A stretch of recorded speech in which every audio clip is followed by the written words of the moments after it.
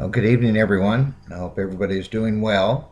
This is time for our Wednesday lesson, which we're in First Epistle to the Corinthians. We'll be doing chapter 11 tonight. The objectives in studying this chapter, there are two main objectives. One is to ascertain if Paul's instructions concerning the veil were meant to be applied today, or if he was simply admonishing them to abide by what was social custom of their day. The second objective is to introduce the purpose of the Lord's Supper and the manner in which it is to be observed. And as a summary of the chapter, having spent the last 3 chapters discussing the issue of eating things sacrificed to idols, Paul now quickly covers 2 separate matters in this one chapter. The first pertains to women praying and prophesying with their heads uncovered, and that's the first 16 verses. In view of what we are able to glean about the society of Corinth and the one that was occurring out in public and not in the assembly. Beginning in verse 17 and continuing through chapter 14, Paul covers issues affecting their assemblies as the church, the first being the manner in which they abused the observance of the Lord's Supper, and that was 17 through 34. So we'll get started with the outline of the chapter, beginning with the first verse, the first part of the chapter, and it deals with women praying and prophesying with their heads uncovered.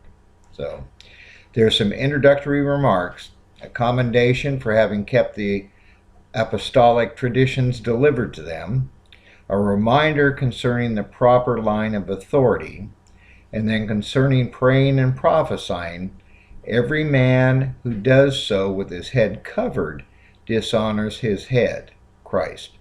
Every woman who does so with head uncovered dishonors her head, the man. So, some of the explanatory comments. Women praying or prophesying uncovered should make her appear as one shorn or shaved. If a woman is not covered, let her be shorn. If to be shorn or shaved is shameful, let her be covered. It is proper for a man not to cover his head.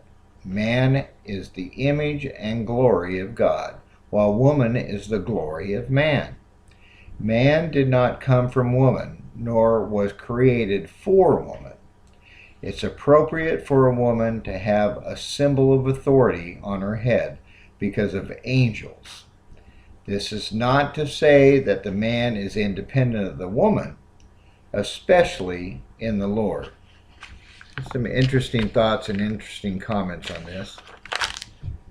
Next thing is, for as the woman is from the man, so the man is through the woman, and all things are from God. Judge this matter for yourself. Is it proper for a woman to pray to God with her uncovered head? Does not even the nature teach you? And the long hair on a man is a dishonor to him, that the long hair on a woman is a glory to her, and provides a covering. But if anyone is contentious about this matter, we should have no such custom that is not apostolic tradition, nor do the churches of God. So that's the thought processes on covering and uncovering heads and praying. Now it goes to concerning the Lord's Supper. The conduct at Corinth in regards to the Lord's Supper, and that's 17 through 22. He cannot praise them for their conduct in their assemblies. Their coming together is not for the better, but for the worse. He has heard of their divisions, of which the only good thing that could be said is that it does show who really approved among them. And then especially in regards to the Lord's Supper, their divisiveness made it impossible to eat properly and led to severe abuses. They despised the church and shamed the poor, for which Paul could not praise them, Next, the institution and the proper observance of the Lord's Supper, 23 through 34. The institution as received by Paul directly from the Lord, 23 through 25. Properly observed, it's a proclamation of the Lord's death. Properly observed, it is accompanied by self-examination, which enables us to observe it without bringing judgment to ourselves. Otherwise, we will be judged and chastened by the Lord, that we might not be condemned with the world. And now the concluding instructions, 33 and 34.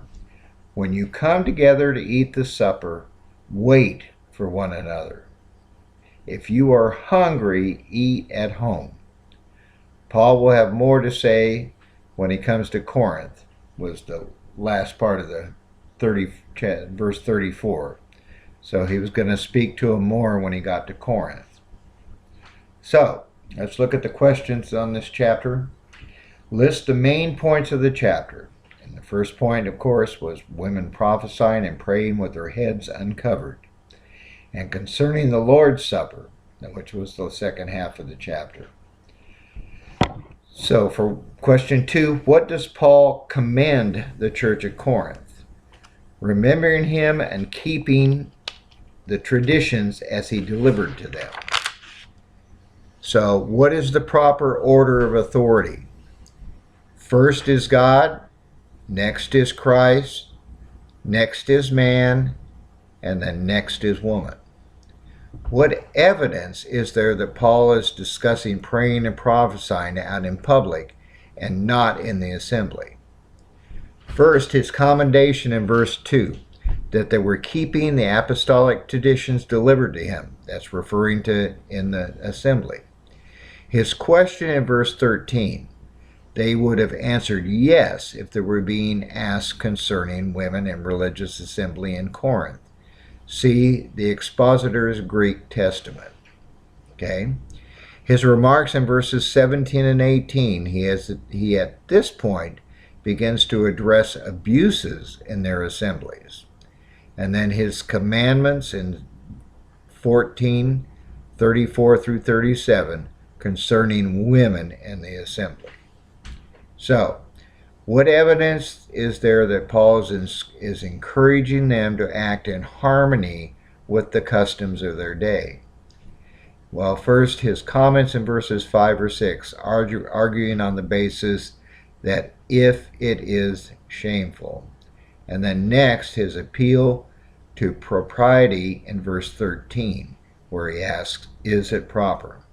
The conclusion in verse 16, that this is not an apostolic or church custom. These are all encouragements that they're to act in harmony with the customs of the day. Question number 6. How did Paul feel about eating common meals in the assemblies? This is common meals. He did not approve and strongly condemned those who did. Question number 7. What is the purpose of the Lord's Supper? And this is 24 through 26. A memorial in which we proclaim the Lord's death. That's the purpose of the Lord's Supper, is remembering the Lord's death. Question number 8. Why should one observe the Lord's Supper, or how should they observe the Lord's Supper? Why? In a worthy manner, with self-examination and discerning the Lord's body. We need to look inwardly at ourselves and what we're doing at this time. How can we avoid the judgment of the Lord? Question 9, verse 31, by judging ourselves. What is God's purpose in judging his children? To chasten them, that we not be condemned by the world. And the final question, number 11, what appears to be an important element in observing the Lord's Supper.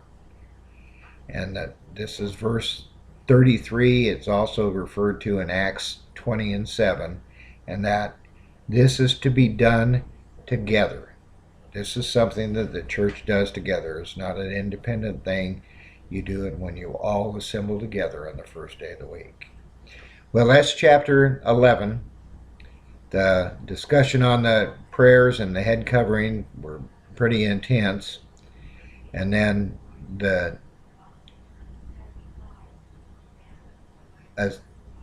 conditions that about the Lord's Supper, which the Corinthian church was not abiding to, became really important, and he just set the tone and attitude for how it should really be done. So that's chapter 11. I hope you enjoyed it. Feel free to read through it and review it again. There's a lot of things to be taken from this as to how we should be, things we should be doing today, and ways we should be looking at things and attitudes we should have towards the Lord's Supper. So thank you very much for your attention, and we'll continue to chapter 12 with chapter 12 next week. Have a good evening.